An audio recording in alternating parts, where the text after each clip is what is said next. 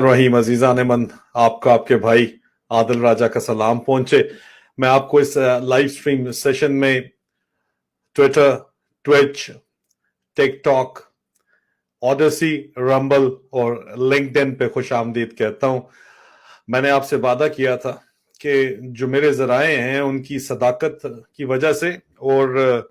आपकी जो जुबान है, जो आपके दिल में जो बात है वो मैं बोलता हूं, उसकी वजह से आपके अंदर जो मुझे पजीराई मिली है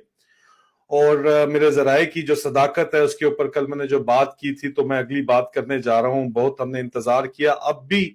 ये जो बात है, आज का जो हमारा मौजू है वो आया डीप स्टेट जो आईएसआई की है उससे मुतल्लिक वो मौजू है। और जो पाकिस्तानी जो इंटर सर्विसेज इंटेलिजेंस का बैनुल अक़वामी जो कत्ल करने का जो नेटवर्क है, इंटरनेशनल जो असैसिनेशन नेटवर्क है, उसकी मैं डिटेल्स जो है मैंने आपको कहा था कि मैंने आपको बतानी है। बहुत से ऐसे नाम हैं जो मैं बहरहाल फिर भी जानते हुए भी मैं सीगा राज में रखूंगा, क्योंकि वो नेशनल सिक्योरिटी इशू है, उसके ऊपर हम बात नहीं करेंगे। क्योंकि पाकिस्तान भी हमारा है, फौज भी हमारी है, आईएसआई भी हमारी है, और ये मालूमात भी आईएसआई के अंदर से ही अफसरान ने जो पहुंचाई हैं, जो मेरे जराए हैं। तो इस वजह से मैं बहुत सी मेरे पास जो है वो दस्तावेजात भी मौजूद हैं, लेकिन वो अगर तो जरूरत पड़ी तो मैं बिल्कुल वो सामने लेके आऊंगा। और उन दस्तावेजात की वजह से ही मुझे जो है वो मेरे खिलाफ कार्रवाई करने की शदीद तरीन कोशिश लंदन के अंदर भी की गई है इसी नेटवर्क के जरिए, लेकिन मैं उसके बावजूद भी वह दस्तावेजात पब्लिक डोमेन के अंदर नहीं लेके आऊंगा। अलबत्ता जरूरत पढ़ने के ऊपर हार्ड कॉपीज जो है वो सारी सामने आ जाएंगी, और जरूरत पड़ने के ऊपर जो मैं नाम इस वक्त पोशीदा रख रहा हूं कौमी सलामती के लिए, वो मैं जरूर लेके सामने आऊंगा, लेकिन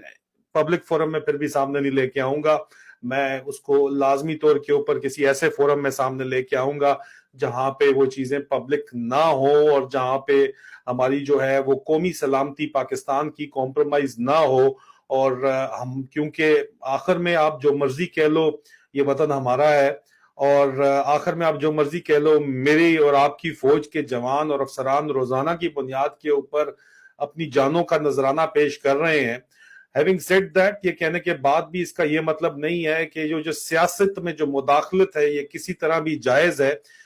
चाहे आप किसी भी पार्टी से हों, चाहे आप पीटीआई से हैं, चाहे आप नून लीग से हैं, पीपीपी से हैं, जमात इस्लामी से हैं, टीएलपी से हैं, जिस मर्जी पार्टी से भी हैं, आप सबकी ख्वाहिश तो यही है कि पाकिस्तान में हकीकी जमहूरियत परवान चढ़े और हमारे जवानों की कुर्बानी को रायगा न जाने दिया जाए ये सियासी मुदाखलत करके। और फौज का काम कारोबार करना नहीं है, फौज का काम जो है मुल्क का दिफा करना है, और फौज को दिफा करने के लिए जो बजट चाहिए वो कौम का काम है अपने टैक्स के पैसे से प्रोवाइड करना, न कि कर्जे, बैनुल-अक़वामी कर्जे लेके कॉम्प्रोमाइजेस करके परवाह करना। कंपनी सरकार से, ईस्ट इंडिया कंपनी से हमने 1947 में जान छुड़वा ली थी, तो ये नई कंपनी सरकार जो बनी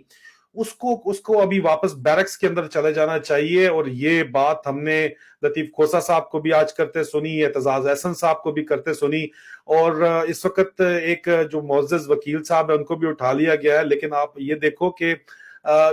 पेशेंस कहते हैं, सब्र कहते हैं, चीफ जस्टिस ऑफ पाकिस्तान साहब के किया जाए। इस सब्र करते करते हमें खदशा है कि कहीं चीफ जस्टिस ऑफ पाकिस्तान साहब को खुद भी ना उठा के ले जाए और जो उसके नतीजे में उनको भी सेफ हाउस में ना रख लें। इसलिए आज इमरान खान साहब ने भी कहा, और मैं भी इसको बात को हमेशा से यही कहते आया हूं कि पाकिस्तानी कौम अगर तो अपने घरों में बैठी रहेगी तो फिर तो उनकी किस्मत नहीं बदलने वाली, इसी तरह ये सब कुछ चलता रहेगा जिस तरह चल रहा है। अलबत्ता अगर पाकिस्तानी कौम जो है वो अपना जमहूरी हक, जो पुरअमन एहतजाज का हक है, इमरान खान साहब ने भी यही बात आज की, वो इस्तेमाल करेंगे, ठीक है, अगर वो इस्तेमाल करती है तो यकीनी तौर के ऊपर पाकिस्तान को जो है वो हकीकी आजादी हासिल हो सकती है, जो कि अब मेरे ख्याल में इसमें मजीद देर नहीं की जा सकती। लेकिन आज का टॉपिक है हमारा, आज का टॉपिक जनाब जो है वो बड़े ही वाज़ेह तरीके से ये है कि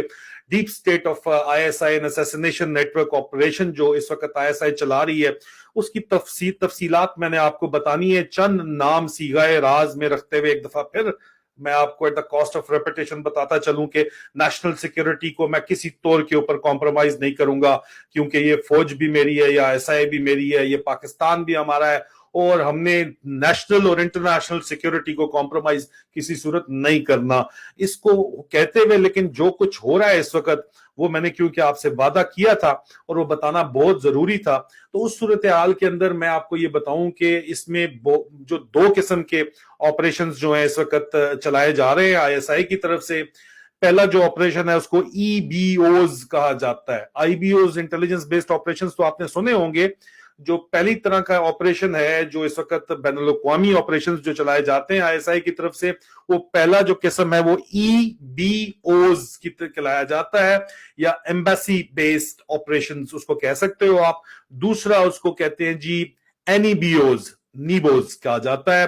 نان ایمبیسی بیسڈ آپریشنز چلائے جاتے ہیں. جو پہلا ہے ایمبیسی بیسڈ آپریشنز, اس کو ڈیفنس اٹیچیز اور آئی ایس آئی کے کور آفیسرز چلاتے ہیں. ان کو D G X, D G H اور ڈی جی کے پاکستان آئی ایس آئی کے انٹر سروسز انٹیلیجنس کے چلاتے ہیں, لیکن ہم آج اور صرف ڈی جی ایکس کی بات کریں گے کیونکہ ڈی جی ایکس کے انڈر کمانڈ جو ہے وہ یو کے, یونائٹڈ کنگڈم اور یو ایس اے کی کمانڈ براہ راست آپریشنز آتے ہیں. باقی دونوں جو ہیں ان کو ہم ٹچ نہیں کریں گے, ڈی جی ایچ اور ڈی جی کے کو, اور آئی ایس آئی والے اچھے طریقے سے جانتے ہیں کہ میں یہ کیوں نہیں کر رہا. نہیں تو میرے پاس دستاویزی ثبوت وہاں پہ بھی موجود ہیں, ایک ایک چیز موجود ہے. اگر میں واقعی غدار ہوتا, میرا اللہ گواہ ہے, آئی ایس آئی والوں کو بھی پتا ہے, تو آپ کے کور آفیسرز کے نام تک مجھے پتا ہے ایچ اور کے میں. اگر میں واقعی غدار ہوتا تو میں وہ نام لے کے ان کو ایکسپوز کر دیتا, لیکن میں یہ نہیں کروں گا. اگر میں نے لندن کے جو آپ کے اسٹیشن چیف کا نام لیا تو صرف اس لیے لیا کہ اس کو براہ راست مجھے قتل کرنے کا ٹاسک دیا گیا تھا, اور میں نے اس کو اگر ایکسپوز کیا تو عدالت کے اندر جا کے پھر ایکسپوز پہلے کیا, اور جب اس کو آپ نے سیک کیا تو پھر میں نے پبلک اس کا نام لیا ہے. کہ اس کا یہ مطلب نہیں ہے کہ آپ بندہ مجھے مارنے کے لیے ٹاسک کریں گے اور میں چپ کر کے بیٹھا رہوں گا, اس طرح نہیں ہوگا. اور آپ اس وقت اوورسیز پاکستانیز کو ٹارگٹ کر رہے ہیں, اس لیے آپ کو یہ بات جو ہے اس وقت بتانی بہت ضروری ہے. یہ جو اس طرح کے آپریشنز ہیں, میں آپ کو یہ بتاتا چلوں کہ 100% یہ تمام آپریشنز جو ہیں, یہ جتنے بھی آپریشنز ہوتے ہیں E B Os, embassy based operations, یہ D G I S I جو ہیں ان کو آتھرائز کرتے ہیں, اور ڈی جی ایکس جو ہیں وہ میجر جنرل شہباز تبسم اس کو لندن اور یو کے اور یو ایس اے کے آپریشنز دیکھ رہے ہیں. اس کے علاوہ جو ڈی جی ایکس ہیں ذرائع کا, یہ اب آئی ایس آئی کے یہ سینئر ذرائع کا یہ دعویٰ ہے کہ 100% ڈی جی آئی ایس آئی یہ آپریشن کرتے ہیں, اور بلیک فنڈ میں سے ان آپریشنز کے لیے جب بندہ باہر مروانا ہوتا ہے تو اس کے لیے جو ہے وہ پیسے بلیک فنڈ میں سے ڈی جی آئی ایس آئی براہ راست جو ہے وہ آرڈر ان کو کرتے ہیں, سینکشن کرتے ہیں, جس کی ظاہری بات ہے کہ منٹ شیٹس بنی ہوئی ہوتی ہیں اور دستاویزی ثبوت اس کے موجود ہوتے ہیں, جو کہ ہمارے سورسز نے جو ہے وہ ہمیں دکھائے بھی ہیں اور ہمارے پاس ضرورت پڑنے کے اوپر فراہم بھی کیے جا سکتے ہیں. اس کے ساتھ ساتھ میں آپ کو یہ بتاتا چلوں کہ یہاں پہ بڑا ہی مشہور قصہ ہوا تھا یو کے اندر, محمد گوہر خان کا قصہ تھا, جس کو ٹاسک کیا گیا تھا وقاص گورایا کو قتل کرنے کا, جس کے عوض اس کو 1,00,000 پاؤنڈ, جو کہ اس وقت تقریباً 4 کروڑ کے قریب روپیہ بنتا ہے, وہ دیا گیا تھا. اس طرح کے آپریشنز کے لیے ویک لنکس ڈھونڈے جاتے ہیں. یہ جو بندہ ہے محمد گوہر خان, اس کے اوپر قرضہ چڑھا ہوا تھا, چھوٹی موٹی نوکری کرتا تھا, یہاں پہ یو کے میں اس کو کنونس کیا گیا. وہ کام تو یہ نہیں کر سکا, ظاہری بات ہے کیونکہ اس کا کام نہیں تھا, الٹا وہ پکڑا گیا, اور جب پکڑا گیا تو ذرائع یہ دعویٰ کرتے ہیں کہ 2,00,000 پاؤنڈ پھر مزید تقریباً 8 کروڑ روپے کے قریب روپیہ جو ہے وہ لگایا گیا, اس کو وکلا کے لیے لگایا گیا, اس کے اوپر لیگل ایڈ کے لیگل اس کو بچانے کے لیے لگایا گیا, لیکن پھر بھی وہ جیل پہنچا. یہ بات ابھی بھی سامنے ہے. یہ جو آپریشن ہے یہ ذرائع دعویٰ کرتے ہیں کہ میجر جنرل شہباز تبسم نے یہ آپریشن اس کے وہ ہیڈ کر رہے تھے, اور مطلب انتہائی نالائکی والی, ویسے نالائق قسم کا آپریشن تھا, لیکن بہرحال یہ ذرائع یہ دعویٰ کرتے ہیں. اور وقاص گورایا صاحب سے آپ لاکھ اختلاف کرو, وہ فوج کو اگر گالیاں نکالتا ہے تو میں نے بھی اس سے